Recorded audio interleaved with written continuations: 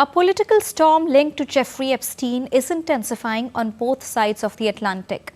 In Washington, U.S. Commerce Secretary Howard Lutnick is facing mounting calls to resign after admitting he once visited Epstein's private island.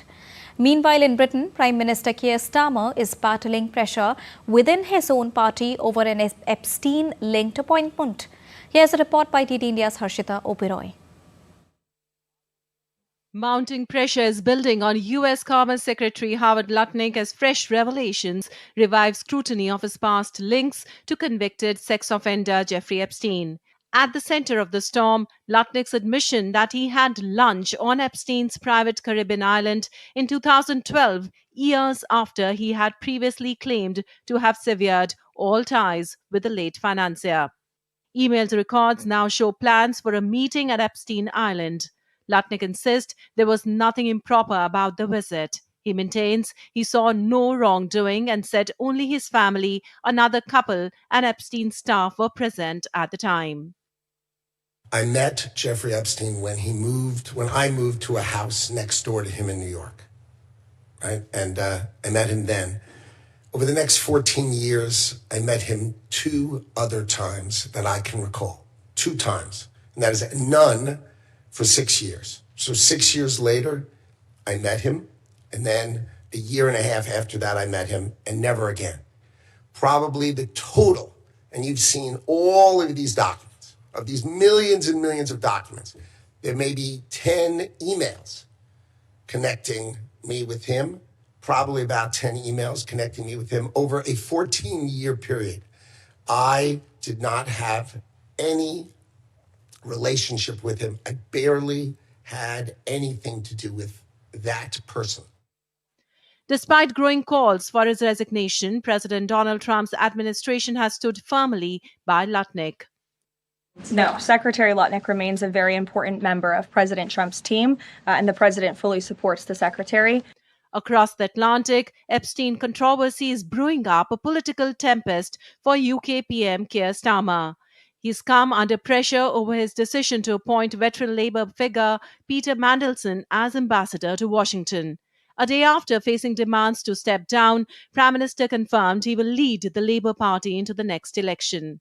Well, what's happened over the last few days is that we've pulled together as a party and been absolutely crystal clear about the fight we need to have. And that's the fight on behalf of all the people in this country who don't get the respect, the dignity, and the chance that they deserve in life. That is the fight that we are in. That's who we're fighting for. I'm their Prime Minister, and this is their government.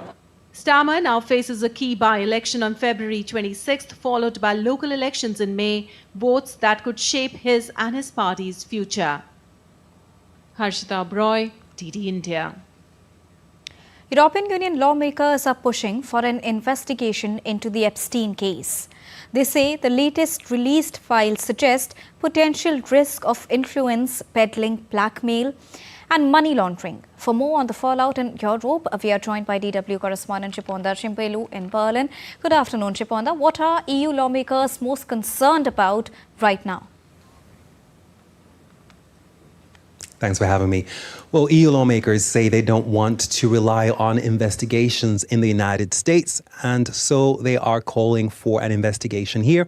Now, that is what Katharina Barley, the vice president of the EU Parliament, told a leading German business newspaper this week. Now, the latest release of Epstein files includes former European government officials, and their links to the late disgraced sex offender and financier Jeffrey Epstein are increasingly coming under scrutiny.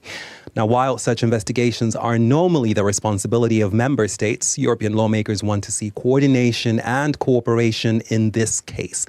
They want Europol, the EU agency for law enforcement cooperation, to be involved. Now, the European politicians believe collaboration and coordination across EU states would help the investigations to unveil any potential networks that helped or supported Jeffrey Epstein's criminal activities.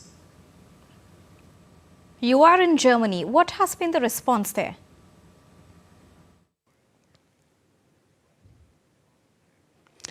A German government spokesperson said that Berlin is closely monitoring the evaluation of the Epstein files. And that is because there is a political side to it, something that is also, of course, evident in other European countries. But if the Epstein files unveil any criminal aspects under German law, then that would be investigated by the relevant authorities and not the government, which does not have any criminal investigation authority responsibilities. Now, elsewhere in Germany, Deutsche Bank, the country's biggest lender, which was already caught up in the Epstein scandal, is once again in the spotlight. Now, Jeffrey Epstein had up to 40 accounts with Deutsche Bank, and he was a customer between 2013 and 2018. And at one point, the convicted sex offender kept a large part of his assets at Deutsche Bank. Now, that is what the latest release of the Epstein files show. Now, Deutsche Bank has described its business relationship with Epstein as a mistake that it has learned from, and it also said that it provided support to the relevant authorities after Epstein's arrest in 2019. All right. Thank you so much, Iponda, for joining us and getting us the latest on this.